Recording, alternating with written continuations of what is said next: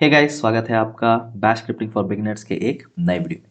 तो आज की वीडियो में हम बात करेंगे स्क्रिप्ट्स के बारे में और वेरिएबल्स के बारे में। तो लास्ट के वीडियो में आपने देखा था कि हमने एक बेसिक स्क्रिप्ट चलाई थी। तो आइए समझते हैं कि स्क्रिप्ट एक्चुअली होती क्या है। तो स्क्रिप्ट को कह सकते हैं आप series of commands to achieve something. आप कुछ कमांड्स लिखते हैं अपनी सीरीज में और उसको स्क्रिप्ट में लिखने के बाद वो कुछ कुछ करती है, कुछ भी अचीव करती है, कुछ भी टास्क परफॉर्म करेगी या कुछ ऑटोमेट करेगी, तो उसे हम एक स्क्रिप्ट कहते हैं। These commands are executed by an interpreter. तो इंटरप्रेटर होता है इसमें जो इस कमांड को एग्जीक्यूट करता है। वो एक एक कमांड को लेता है और एग्जीक्यूट करना स्टार्ट करता है। आपने नोटिस किया होगा, मैंने लास्ट फाइल जो सेव की थी वो फर्स्ट डॉट एस एच थी। एस एच जो है होती है वो इसकी एक्सटेंशन होती है, जिसे शेल फाइल हम कह देते हैं। Here shell act as an interpreter. तो यहाँ पर इंटरप्रेटर जो होता है वो आपका शेल होता है। Any command in a format can be return into a script.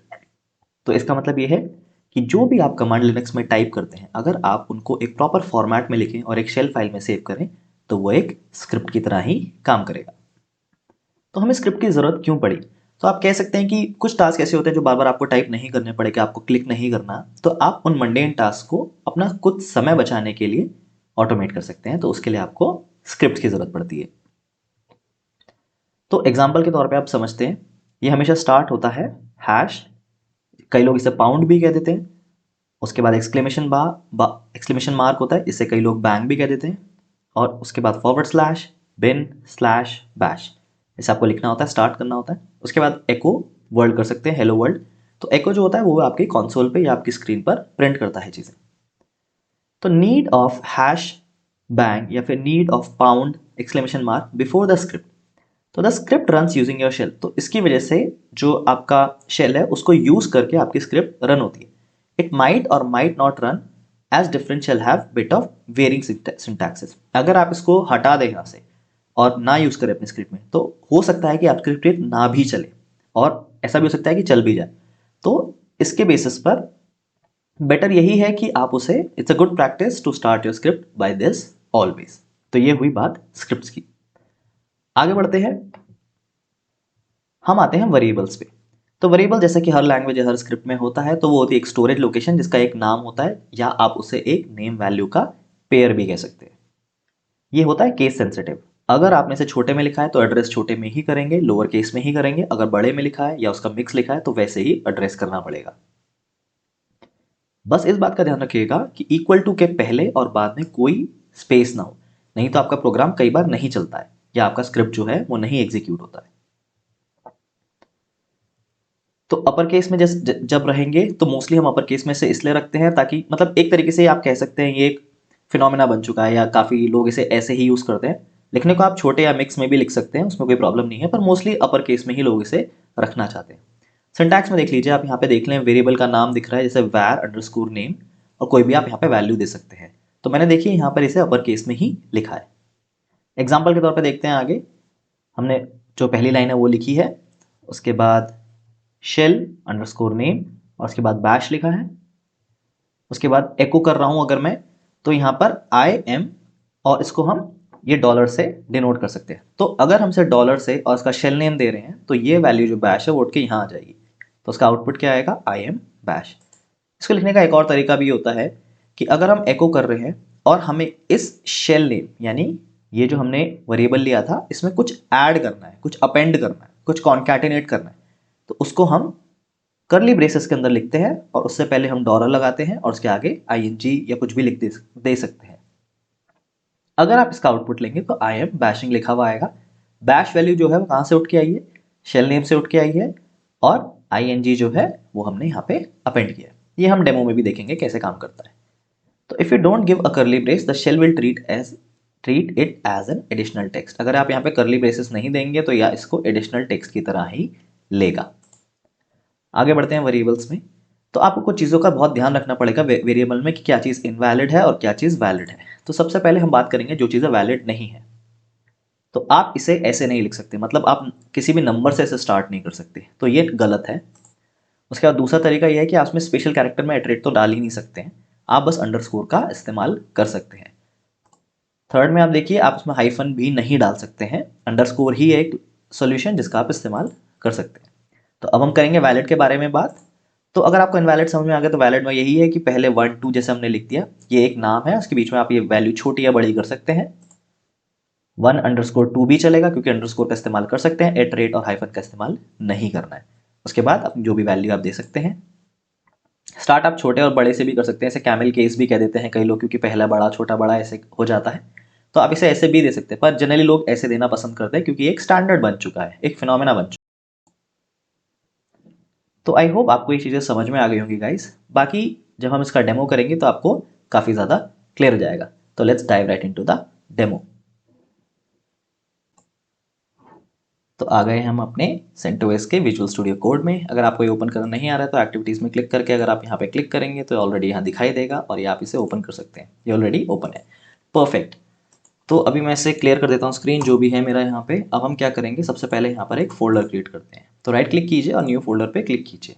तो आप फोल्डर का नाम यहाँ दे सकते हैं कुछ भी, मैं दे देता हूँ स्क्रिप्ट्स एंड वेरिएबल्स को छोटा फॉर्म में वैर्स लिख देते हैं। परफेक्ट। अब इसके अंदर मैं राइट क्लिक करके एक नया फाइल क्रिएट करूंगा और उसका नाम देता हूँ मैं 01 basic script for variables which is vars और .sh। अब हम sh दे देते हैं यहाँ पे और यहाँ पर हमारा काम बन गया। बस परफेक्ट है। अब हम यहाँ पे लिखना शुरू करेंगे। तो शिबांग वाला जो पार्ट है मैं इसे पूरा ही कॉपी कर लेता हूँ, Ctrl+C Ctrl+V, ये हो गया। तो पहले हम इसे रन करा के देखते हैं चल रहा है कि नहीं चल रहा है। Let's see what happens. तो अब अगर मैं यहाँ पे इसे रन कराने की कोशिश करूंगा, पहले तो मैं देख लेता हूँ मैं हूँ कहाँ पर। मैं प्रेजेंट वर्क डायरेक्टरी देख लेता हूँ, तो मैं ऑलरेडी स्क्रिप्ट्स एंड वायर्स के अंदर हूँ। अगर आप यहाँ पे नहीं हैं तो आप CD करके वहाँ पर जाइए पहले। अब मैं यहाँ पे ls करता हूँ तो यहाँ पे मुझे दिखा रहा है कि 01sh करके एक फाइल है। अब मैं इसे रन कराने की कोशिश करता हूँ। तो मैंने टैब हिट किया, ये यहाँ पर चल नहीं रहा है। तो मैं क्या करता हूँ, इसे कॉपी कर लेता हूँ पूरे को, या फिर आप इस पर डबल क्लिक भी करेंगे तब भी हो जाएगा। Right click copy, right click paste. देखते हैं चलता है कि नहीं चलता। तो इसने बोला है परमिशन डिनाइड, क्योंकि इस फाइल को जो आपने क्रिएट की है उसे कोई परमिशन नहीं है।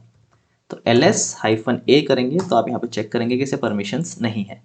तो परमिशंस होती तो बेसिकली ये ग्रीन हो जाती। ठीक है, तो आप इसका परमिशन किससे कर सकते हैं, शमॉड से। शमॉड में नंबर दीजिए फिर 777। एक होता है आपका रीड, एक होता है आपका राइट और एक होता है आपका एग्जीक्यूट का। और 777 जो होता है वो सबसे ज़्यादा बड़ी वैल्यू होती है। स्पेस। अब मैं यहाँ पे नाम वापस से पेस्ट कर देता हूँ और यहाँ पे हिट एंटर करता हूँ। तो आप देखिए यहाँ पर कोई रिस्पॉन्स नहीं आया, इसका मतलब no response is a good response. तो अब मैं यहाँ पे फिर से ls-a करूँगा तो इसको मिल चुकी है। परफेक्ट। अब अगर आप इसे एग्जीक्यूट करने की कोशिश करेंगे, इनफैक्ट मैं आपको क्या करके दिखाता हूँ, आपको ./ करूँगा, टैब दबाएंगे तो अब इसका नाम भी आ जाएगा क्योंकि इसके पास परमिशंस है। एंड आपने देखा इसने यहाँ पे प्रिंट कर दिया, this is my first program जिस change I made through the console, जो कि पिछली से हमने कॉपी किया था। अब हम देखते हैं कमेंट्स क्या होते हैं। तो कमेंट्स क्या जो होते हैं वहाँ पे हैश की तरह काम करते हैं। ठीक है, तो दीज आर द कमेंट्स। तो ये भी आपके लिए सही चीज़ है जो आप सीख सकते हैं आज के प्रोग्राम में। तो अभी मैं इसे कमेंट कर देता हूँ। हैश को मैंने कमेंट कर दिया, इससे मैंने कमेंट कर, इसकी मुझे ज़रूरत नहीं है, मैं इसे डिलीट ही कर देता हूँ। ठीक है, अब हम 3 चीज़ें पढ़ेंगे यहाँ पे, तो ध्यान से देखिएगा। सबसे पहले हम एक वैर ले लेते हैं, वैर का नाम हम नेम देते हैं। तो नेम में मैंने कोई स्पेस नहीं दिया, यहाँ पर अपना नाम दे देते हैं, रवीश टाइप कर दिया मैंने यहाँ पे, हिट एंटर। तो उसे हम 2-3 तरीक़ों से प्रिंट करा सकते हैं। तो पहला क्या है, पहला मैं कराता हूँ इसे सिंपल तरीके से, एको। उसके बाद सीधा यहाँ पे एक डॉलर दूंगा जो उसकी वैल्यू को डिनोट करेगा, रेफरेंस करेगा, और यहाँ पे लिख दूंगा नेम। तो पहले में मेरा साफ साफ नेम प्रिंट हो जाएगा। दूसरे में मैं क्या करूँगा, एको करूँगा और इसमें कुछ ऐड करूँगा। तो अभी अगर मैं यहाँ पे रवीश के बाद स्पेस दे दूँ एक, और यहाँ पर एको में पहले तो ऑब्वियसली मैं इसका नाम दूंगा, तो इसके लिए मेरे को क्या चाहिए, डॉलर चाहिए। ठीक है, और मेरे को इसमें ऐड करना है, तो मैं यहाँ पे रावत ऐड करना चाह रहा हूँ और उसके लिए मेरे को यहाँ पे नेम देना पड़ेगा। ये दूसरा तरीका तो था जो गाइज हमने डिस्कस किया था। उसके बाद में अब इसमें एक और वैल्यू ऐड करूँगा। ठीक है, सॉरी गलत हो गया, एको इज़ फाइन। यहाँ पर लिखूँगा माई फुल नेम इज, उसके बाद मैं यहाँ पर जो है ये वाली वैल्यू दे देता हूँ। तो ये 3 तरीके से आपको दिख जाएगा कि कैसे हम काम कर सकते हैं इसमें। ठीक है, इसकी ज़रूरत है नहीं, इसको हटा देते हैं, इसको भी हटा देते हैं। ओके, इसकी आपको ज़रूरत नहीं है यहाँ पे, सॉरी मैंने इसे गलत लगा दिया था। इसकी ज़रूरत है नहीं क्योंकि ये आप वैल्यू प्रिंट करा रहे हैं, उसके लिए आपको डायरेक्ट वैल्यू नहीं चाहिए। ठीक है, अब यहाँ से क्लियर कर देते हैं पहले। सबसे पहले तो क्लियर हो गया है। अब हम इसे रन कराते हैं और आपने देखा कि उसने पहली चीज़ प्रिंट करी, एको नेम, जो कि उसने वेरिएबल से उठाया नेम से। बहुत ही सिंपल है।